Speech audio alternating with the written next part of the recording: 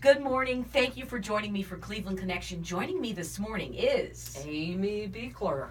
I'm the executive director of PAWS Ohio and have been the director for 13 years. 13 years. Now tell me about PAWS Ohio. Is that an acronym for something? It is. Okay. We've been around since 1976. The acronym is Public Animal Welfare Society. We are a private foster home based rescue, and we have about 250 volunteers. Okay. Where are you located? All over Northeast Ohio. Okay. So tell me a little bit about your day-to-day. Tell me about what you guys do, how you got started, and then we'll talk about the event that's coming up. Well, PAWS Ohio back in '76, there were 4 wonderful women that started it. They were tired of animals being gassed down at the city kennel. So they put together PAWS, and it has grown and grown and grown. I took over in 2004, and we've done a lot of really good things. Not only do we run a foster-based organization, but we also put together programs for low-cost spay-neuter for people that cannot afford it. I mean, we put together a wonderful program called Operation Nip Tuck. And That's fabulous. I'll say this, I asked, how are we going to, really promote this? Operation Nip Tuck. And a 78-year-old woman came up with, nippin' and tuckin' ends the ... And that's what was on the t-shirts. I kid you not, but it brought Cleveland has the best sense of humor of any city in the world, and if anybody can handle it, it's Cleveland, and that's fabulous. Like you said, anything to remind people that if you're going to have a dog, you're going to need to get it fixed. We don't need any more puppies. We don't need any more problems like that. I'm going to turn up my microphone. So tell me a little bit about some of the success stories, and tell me about a little bit about the day-to-day. Well, I can go all the way back to Katrina even. We put a team together. We went down to Katrina. We had a vet with us. We had a trainer with us, and it was PAWS Ohio's team in New Orleans with Homeland Security, breaking down doors, bringing on animals to the staging area and in Lamar-Dixon. So we not only service, and help in Northeast Ohio, but we're also an emergency placement partner with the Humane Society of the United States. When they call, we respond. And that was a big response. How many dogs did you, is it cats too, or is it just dogs? We for Hurricane Katrina or us? Well, for us, yeah. Well, we do both. Okay. We do not discriminate between our dogs and cats, for sure. Okay. How many dogs did you save during the Katrina catastrophe? Well, I know that PAWS Ohio, we brought back 19 dogs back to this area, and I believe 9 cats. And we got them all adopted. Okay. So right now, how many animals are you trying to get housed? Well, we're right here in this time of the year where it's not officially cat season. But let me tell you when cat season hits. Okay. You can almost put it by the calendar. By our wonderful Irish holiday, St. Patty's Day, kittens will be dropping like crazy. Why is that? The cycle of the cat uterus? Are you ready for this number? Yeah, I'm ready. Okay. One female cat over a 7-year period, her and her offspring can produce, ready? 420,000. That is... So get those cats fixed. Yes, please. Wow. Think about the damage to the environment with all of that. That's just one, you said? Just one. Oh, my God. And see, that's why we have such a huge problem. Mm-hmm. And when, this weather pattern we've been having where it's like warm, if we get a stretch where it's warm in the 60s, 70s for 3-4 days, they're out. They'll kick it into heat and boom, and then I never 64 days that. later, boom, we have a litter. Wow. Okay. So right now you're okay. You don't have a lot of animals to what's the word? We do have some very needy adults. Okay. Once we commit to an animal, I don't care what the issue is. Like, for instance, we have a dog right now named Homer. He's 10 plus years old. He's a lab. And he has horrible skin. His eyes are all messed up, very messed up. He had a raging UTI where urine was just leaking from him, and he has cysts all over his body. But you know what? He wants to live, and all he wants is love and companionship. Yeah. So we brought him in, and we're fixing him up. And it doesn't matter if we have to take out eyes, if we have to amputate limbs, whatever we have to do, as long as it is the humane thing to do. Frankie. So what now? Frankie. Talk about Frankie. Yeah, we've got a little kitten right now. He's basically all white, and he was paralyzed from his back legs do not work, and they don't know if it was some kind of spina bifida or what. Yeah. But he is up for adoption as we speak, Okay. and we've even done laser treatment on him, acupuncture, anything to kind of get him going. But he still gets around. He with just gets the two. around. Sure. He gets around. I've seen plenty of dogs on 3 legs, 2 legs, cats especially. I feel like they could get around on 3 legs, 2 legs just fine. Oh yeah. Think about the great parking spots they can get too. No, I'm just kidding. I'll take all that out. Let's see here. So right, like, what's your day-to-day like? Tell me about. Do you have a facility where you keep these animals, or are you just sort of negotiating foster homes for them? We're always negotiating foster homes. Okay. So we're always looking for good foster homes. We're always looking for those kinds of people that, hey, maybe they don't want a full-time pet, but maybe they want to give back to the community, and they want to, take in a litter of kittens, and we get them, spayed, neutered, shots, tested, wormed, the whole thing. We get them adopted. If they want to do 1 litter, they've helped, okay? If they want to foster 1 dog, for a time frame, they have helped. What's the usual time frame? Oh, see, it varies. It can be, just depends. Really, I know that we're taking in this little Shih Tzu dog who is beautiful.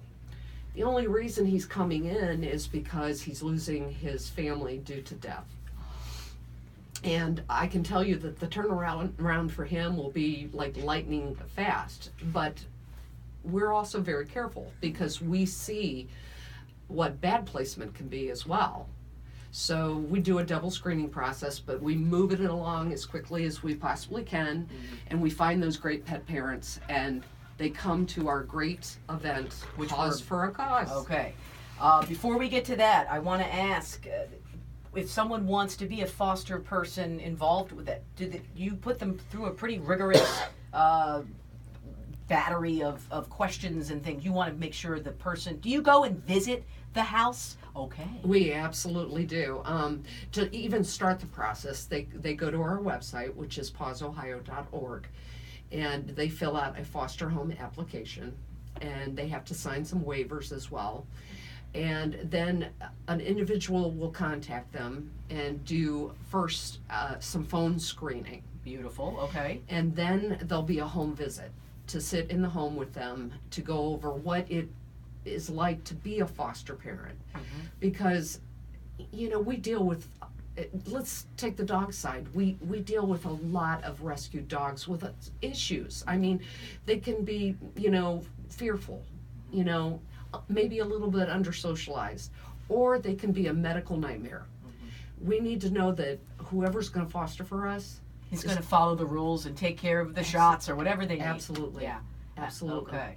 But it's but if you get through all of that and you're qualified, then you're sort of just on call. You're on call. Okay. You're on call, and for our dog and cat side, if we hear of a situation that we're going to put our hands on, we'll send out a big red flag real quick via email. Sometimes some phone calling, depending how urgent the situation is, and the first person that responds, if we feel like it's going to be a good fit, right, we go for it, because we also take care of critical care kittens, newborn kittens, and we have medical seminars for our foster parents. We train them. They've been taught to do subcutaneous fluids. They've been taught to bottle feed. They've been taught to do a lot of things. So if you're listening to this and you think to yourself, gosh, I really need a hobby. I really need to do something. Seriously, how fun would that be? If you're not, especially if you're actively looking for something to add to your life that I need to give to the community somehow. What a great way to do that. It sounds like you're going to get lots of training. You're going to be part of a big family. You're all a big group of people that are all for one amazing cause to help these animals. What are some of the main reasons dogs and cats come to you? Strays or abuse or all the above. Okay. We can take in some strays, but most of ours come through transfers from maybe a shelter environment because they're not doing good in a shelter. Okay. If you have a dog that's barrier aggressive, it's a great dog anyhow, period. It doesn't show well in a shelter. It's charging the cage all the time. So one of our partners will call us and say, hey, do you have room? Hoarding situations when we get I hear those stories. Wow, yeah. Hey, I got the love of my life, a little chihuahua by the name of Bubbles. She was older than God, I'm not kidding you, but she was the oldest chihuahua out of 245 chihuahuas and 47 Shar-Peis in one hoarding situation. And when I was down there as a EPP partner for HSUS, I was walking down the aisle and this old baby was sitting right at the front of the cage like she was just waiting on me to be there. Mm-hmm. And I never let her go. And I only had her for 10 months because... worth it, right? Oh my God. Yeah. She stole my heart. She still has it. She really does. What is the process of getting these people who hoard, for instance, to justice, like to get those animals away from that?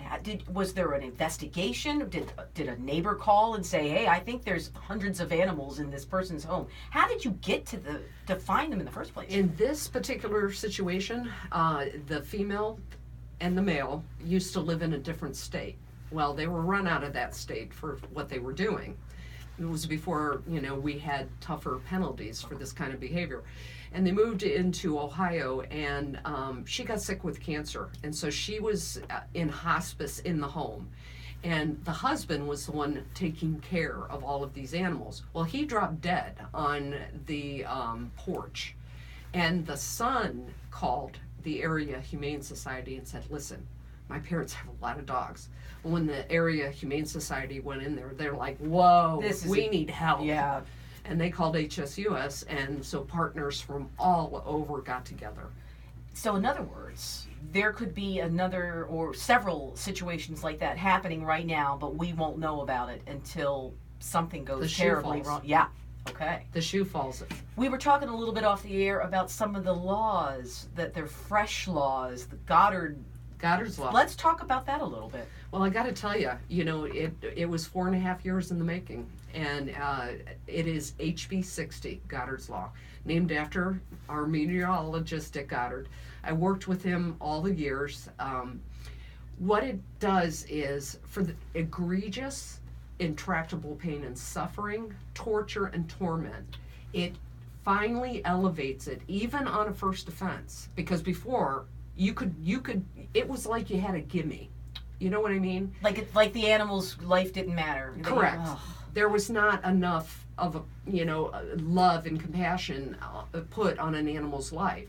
So technically under the old laws here in Ohio, you could actually do atrocious things to an animal in front of a group of people, but the most you would be charged with was a first-degree misdemeanor. Now, you do that, you're charged as a fifth-degree felony. And I'll tell you what, if you are convicted, you will forever be a felon. And I want to stress that, because one of my biggest pushes when I testified in front of the Senate committees and House committees was, listen, I know it's only a fifth-degree felony, okay? I'd love it to be higher, but it's a felony. A felony. You can't vote, right? You can't vote. You can't own a gun. there are other things. You lose some of your basic civil rights. Thank God. And so you better remember. And here in Cuyahoga County, Sonny Simon from the county board